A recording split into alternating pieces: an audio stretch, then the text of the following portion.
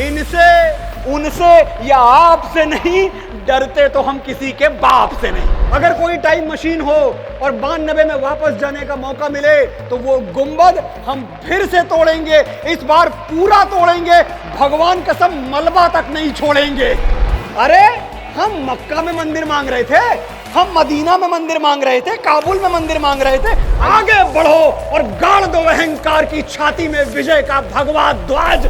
Summer शेष है मेरे साथियों, अयोध्या तो झांकी है, मथुरा काशी सरजू जलथल जलथल रोई, जिस दिन राघव हुए पराए, बिरहा के 100 पर्वत पिघले, हे रघुराई तब तुम आए। ये वही क्षण है निरंजन जिसको दशरथ देख न पाए। आज 10 ये दिशाएं जैसे शगुन मनाएं, राम आएंगे, नैना भीगे भीगे जाएं, कैसे खुशी ये छुपाएं, राम आएंगे। एक तरफ हम हैं, मैं और आप हैं, जिनसे श्री राम के आने की खुशी छुपाई नहीं जा रही, और दूसरी तरफ वो हैं कुर्ते पे जनेऊ वाले, जिनसे राम लला के बुलावे पे अयोध्या ना आने की वजह बताई नहीं जा रही। अच्छा मान लिया भैया बड़े लोग हैं, अब रिक्शा टेम्पू पे थोड़ी चलेंगे, वो है ना, जहाज वहाज पे आएंगे। अब तो मोदी जी ने अयोध्या में एयरपोर्ट भी बनवा दिया, अब काहे नहीं आया गया आपसे। लेकिन जब मैं सोचता हूं कि राम लला के बुलावे पे कुछ लोग अयोध्या क्यों नहीं पहुंचे, कुछ लोग, कुछ राजनेता, तो मुझे लगता है कि इसमें उनकी गलती नहीं है, उसमें गलती आप लोगों की है, अयोध्या वालों की है। जब आप रोज सवेरे उठ के हनुमान चालीसा पढ़ेंगे, भूत पिशाच निकट नहीं,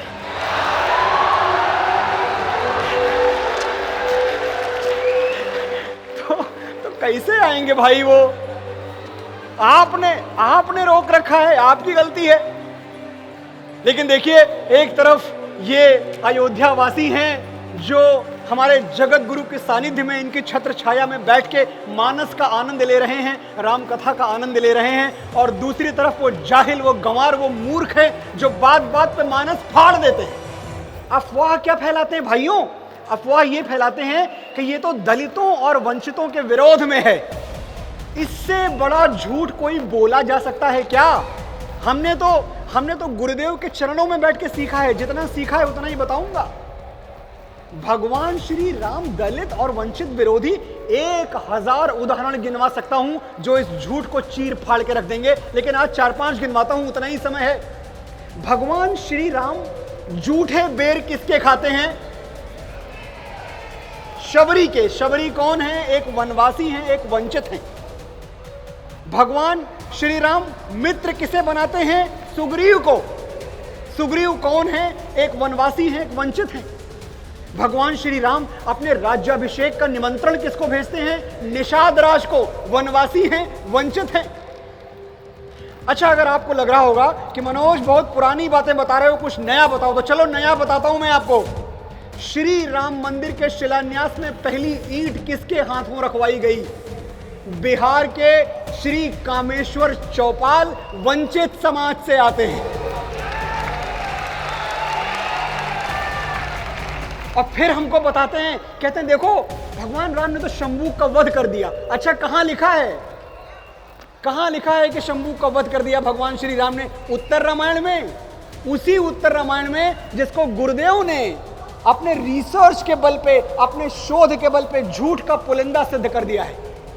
गुरुदेव ने ग्रंथ लिखे हैं जिसमें साफ साफ स्पष्ट तौर पर यह प्रमाणित किया गया है कि युद्ध कांड पे वाल्मीकि की रामायण समाप्त हो गई थी। उसके बाद जो लिखा गया वो राम की गरिमा को दूषित करने के लिए, कलंकित करने के लिए प्रक्षिप्त किया गया। वाल्मीकि ने कभी उत्तरकांड लिखा ही नहीं था।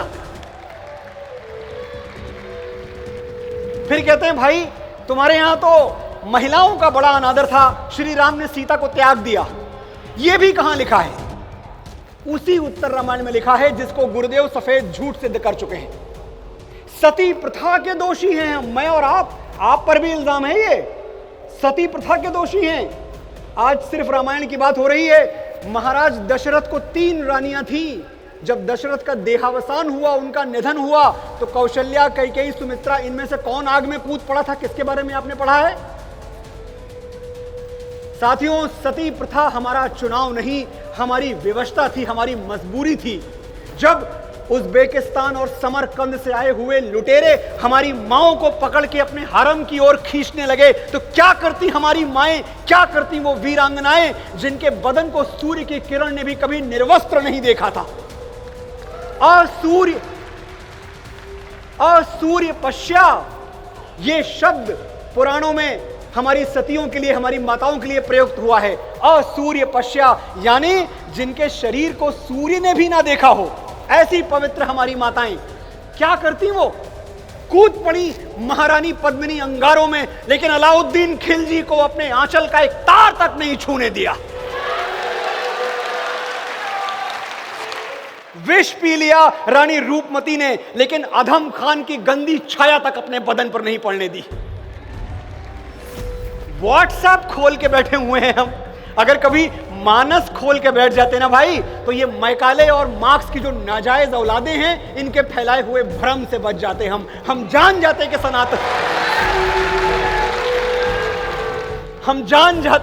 सनातन क्या है। सनातन नदी की धारा है, ये कांटे से नहीं कटते, ये बांटे से नहीं बटते, नदी के पानियों के सामने आरी कटारी क्या। और पिछले कुछ दिनों में एक शब्द और हमारे बच्चों को, हमारे नौजवानों को गुमराह करने के लिए उछाल दिया गया है हवाओं में। रोज सुनता हूं मैं, हिंदू फोबिया। हिंदू फोबिया क्या है? हिंदुत्व का डर, यानी हिंदुओं से डर के रहो, हिंदू बड़े डरावने हैं। अरे भैया, हिंदू किसी को नहीं डराता। ये और बात है कि अब हिंदू किसी से डरता भी नहीं है। इनसे, उनसे या आपसे नहीं डरते, तो हम किसी के बाप से नहीं। हमें कहते हैं इनटॉलरेंट हैं, इन हिंदुओं में सहनशीलता की कमी है। कई बड़े बड़े न्यूज चैनल्स पे गुरुदेव जाते हैं, मैं देखता हूं इनके समक्ष कुछ जाहिल बैठते हैं। इनकी ज्ञान, इनकी मेधा के सामने कौन टिक सकता है, लेकिन लोग बैठ के बोलते हैं कि अरे बड़े असहनशील हो गए हैं हिंदू, टॉलरेंस नहीं बची, इनटॉलरेंट हो गए हैं। अगर हम राम मंदिर पे अपना अधिकार छोड़ देते तो हम बड़े अच्छे हिंदू थे, बड़े शरीफ हिंदू थे। हमने छोड़ा नहीं, हमने कहा मंदिर हमारा है दो, तो हम पूरे हो गए, हम इनटॉलरेंट हो गए। चट्टान से चींटी तक में हम प्राण देखते हैं भाई, हम इनटॉलरेंट हैं। चींटी के पग नूपुर बांधो, वो भी साहेब सुनता है। हमारे जय भैया ने सुनाया था एक दिन आके मुझे मेरे ऑफिस में, और हम इनटॉलरेंट हैं। मैं महाराष्ट्र से आया हूं, नासिक है, संत नामदेव हैं, वहां हुआ करते थे। मैं तो मानता हूं कि ऐसी विभूतियां हमेशा होती हैं, इनके बारे में पास्ट टेंस में बात ही नहीं करनी चाहिए। संत नामदेव एक दिन भोजन करने बैठे, कहीं से एक कुत्ता आया और उनकी थाली से रोटी लेके भाग गया। कोई और होता तो कुत्ते के पीछे डंडा लेके भागता। संत नामदेव कुत्ते के पीछे घी की कटोरी लेके भागे, बोले प्रभु आज स्वर्ण रूप में आ गए हो, लेकिन इतना तो उपकार करो कि मेरे द्वार से सूखी रोटी खा के मत जाओ, मुझे घी तो लगा लेने दो प्रभु। ऐसी ममता, ऐसी करुणा, ऐसी ममता, नदियों को भी जहां माता कह के बुलाते हैं, इतना आदर, इंसान तो क्या पत्थर भी पूजे जाते हैं। अच्छा, मैं और आप कौन हैं?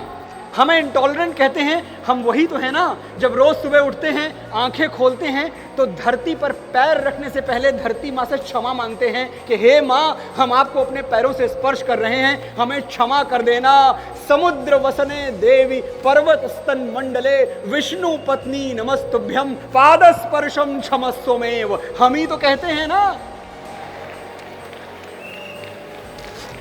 आज अगर मैं आपको सिर्फ राम की वंशावली गिनाऊं तो ये जो इंटॉलरेंस का झूठ है ना, ये चिथड़े चिथड़े होकर बिखर जाएगा। चलिए राम के पूर्वजों की ओर चलते हैं, देखते हैं उनकी वंशावली। महाराज शिवी राम के पूर्वज एक कबूतर की जान बचाने के लिए अपने बदन का मांस काट के तराजू के पलड़े पे रख देते हैं, और हम इंटॉलरेंट, हम में सहनशीलता की कमी है। महाराज दिलीप एक गाय की जान बचाने के लिए खुद को शेर के मुंह में झोंक देते हैं, शेर का निवाला बन जाते हैं, और हम में सहनशीलता की कमी है। गाय पूरी दुनिया के लिए पशु है, जानवर है। हम गाय को माता मानते हैं। 16,000 गौशालाएं हमारे देश में हैं जहां गाय की सेवा मां के समान होती है। हम इंटॉलरेंट हैं।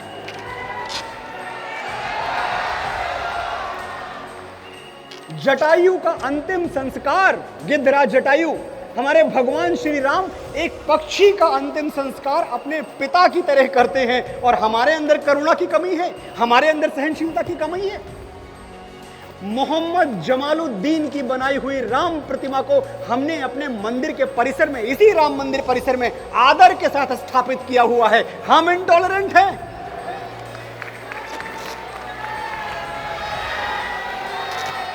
बाईस जनवरी की प्राण प्रतिष्ठा का निमंत्रण सबको नहीं पहुंचा, बड़े बड़ों को नहीं पहुंचा। बहुत लोग राह देखते रहे, लेकिन श्री इकबाल अंसारी को 22 जनवरी का निमंत्रण दिया गया। कौन इकबाल अंसारी? मुस्लिम पक्ष के पैरोकार जो जीवन भर ये लड़ाई लड़ते रहे कि अयोध्या में बाबरी मस्जिद बननी चाहिए, श्री राम का मंदिर नहीं। हमने उनको आदर से बुलाया, और हम इंटॉलरेंट। एक बात मुझे बताइए आप, क्या दुनिया के किसी भी हिस्से में, किसी भी भूभाग में, किसी भी अंश में यह संभव है कि वहां की मेजॉरिटी से 100 करोड़ लोगों से उनके आराध्य, उनके देवता, उनके भगवान छीन लिए जाएं और वो शांति से अदालत के सामने बैठे रहें कि हमको हमारे राम दे दो? संभव है? भारत के सिवा अगर ये कहीं और होता भाइयों, खून की नदियां बह चुकी होती। लेकिन हमने भगवान श्री राम से मर्यादा सीखी है, रक्तपात नहीं सीखा। 100 करोड़ हिंदू 134 साल तक न्याय की प्रतीक्षा करते रहे। 134 साल हम ये सिद्ध करते रहे कि पहले राम हुए थे कि पहले बाबर। 134 साल हम ये सिद्ध करते रहे कि पहले त्रेता आया था कि पहले कलयुग आया था। 134 साल हम ये सिद्ध करते रहे कि पहले अयोध्या बसी थी कि पहले समरकंद बसा था। 134 साल हम ये सिद्ध करते रहे कि पहले वाल्मीकि रामायण लिखी गई थी कि बाबरनामा लिखा गया था। अरे एक बात बताऊं मैं, हमें असहिष्णु कहने वालों, हमारे अंदर सहनशीलता की कमी बताने वालों, अगर विश्व शांति का कोई नोबेल पुरस्कार है तो वो किसी एक व्यक्ति को नहीं, 100 करोड़ हिंदुओं को मिलना चाहिए। जय श्री राम, जय जय श्री राम।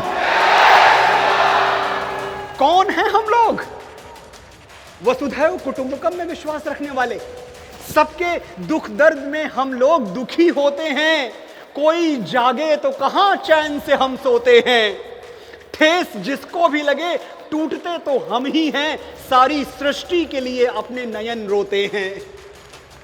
आज अयोध्या नगरी में खड़ी होकर पूरे दुनिया को, पूरे विश्व को, पूरे ब्रह्मांड को हिंदुत्व की परिभाषा बता रहा हूं, नोट कर ली जाए।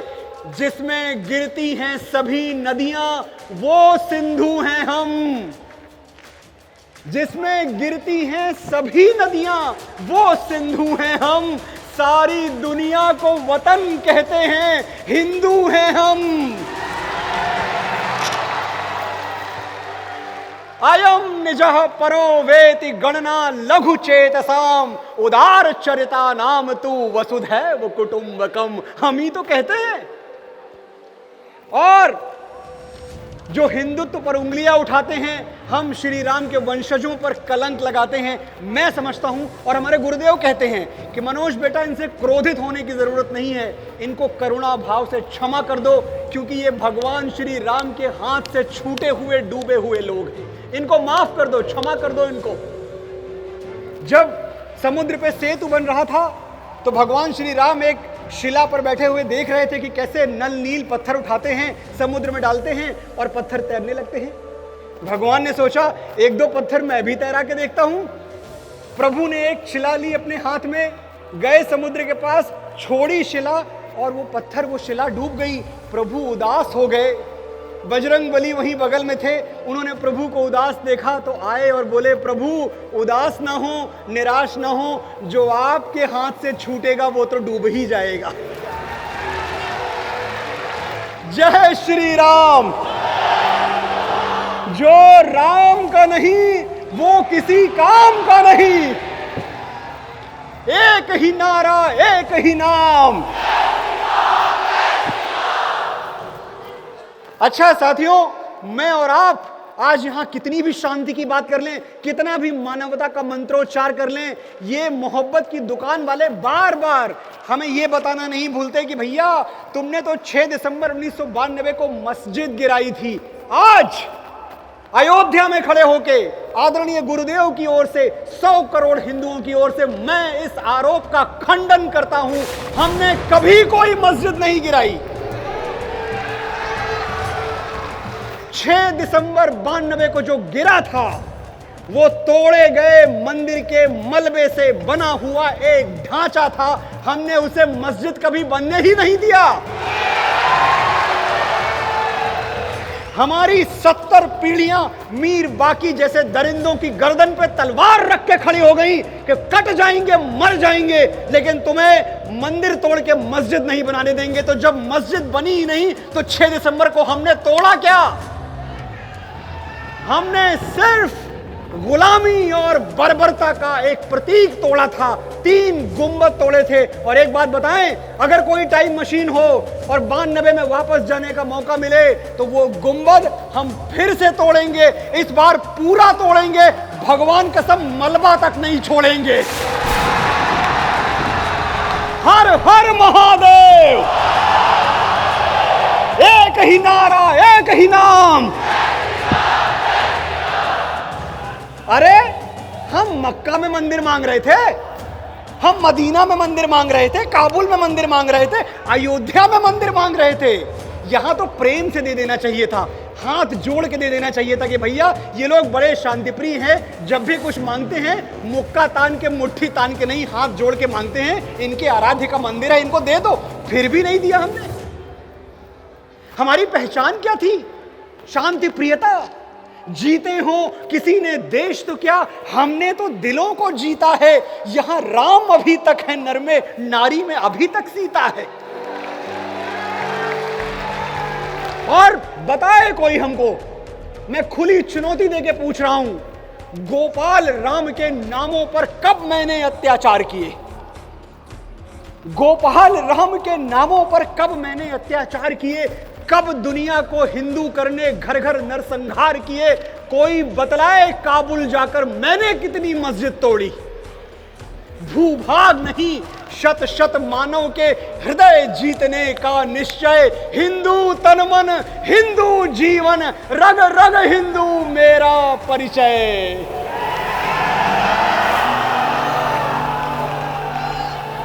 भारत रत्न हमारे पंडित जी पूज्य श्री अटल बिहारी वाजपेयी के लिए एक बार तालियां बजाएं और आकाश तक सुनाई दें वो तालियां।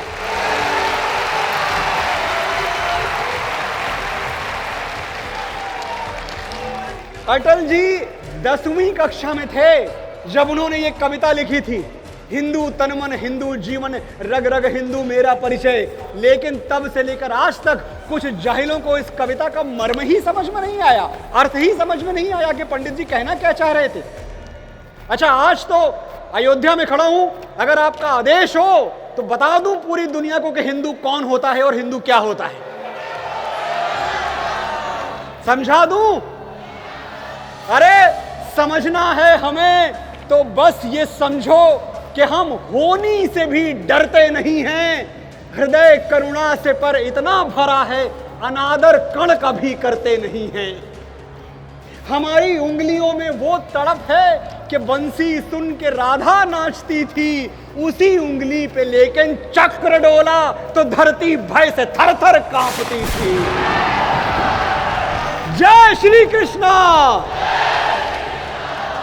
हमारे स्पर्श में है तेज इतना, शिला छू के उसे इंसान कर दें। हमारी प्रार्थना में शक्ति ऐसी कि हम पाषाण को भगवान कर दें।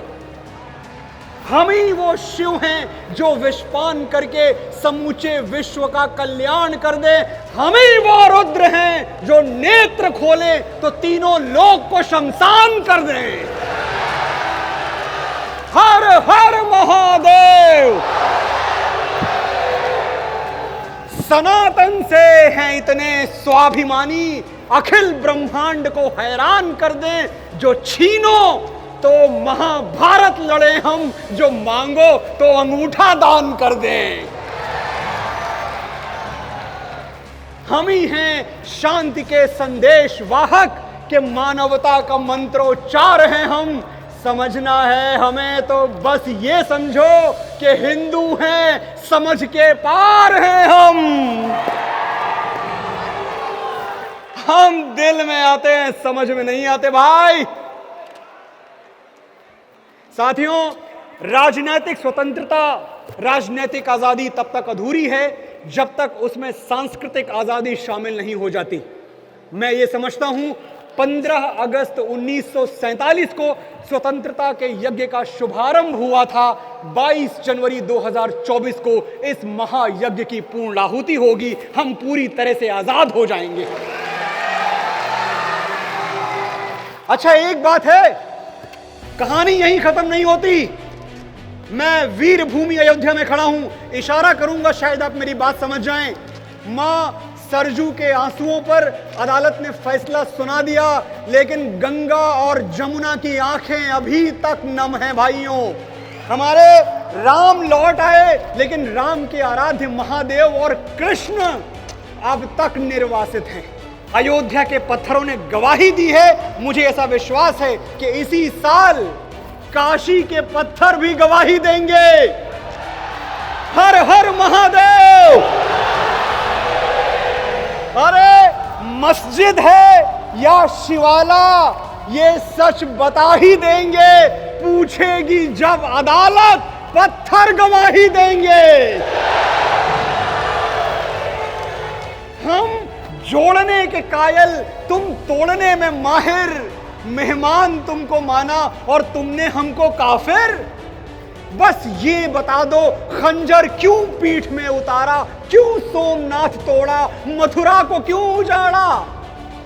शंकर का जुर्म क्या था, कान्हा ने क्या किया था, वनवास राम जी को बाबर ने क्यों दिया था। 1300 साल हमने यही सोचते गुजारे, क्यों गर्दनें उतारी, क्यों फूके घर हमारे। सारी जवाबदेही तय होगी धीरे धीरे, हर हर का नाद होगा गंगा नदी के तीरे। सोया हुआ सनातन चैतन्य है, सजग है, वो वक्त कुछ अलग था, ये वक्त कुछ अलग है। कब्रों से खींचकर हम लाएंगे सच तुम्हारे, आएंगे कटघरे में औरंगजेब सारे। सारा हिसाब एक दिन जिल्ले इलाही देंगे, पूछेगी जब अदालत, पत्थर गवाही देंगे। समर शेष है मेरे साथियों, अयोध्या तो झांकी है, मथुरा काशी बाकी है। बोलिए मेरे साथ, अयोध्या तो झांकी है, मथुरा काशी, मथुरा काशी, मथुरा काशी।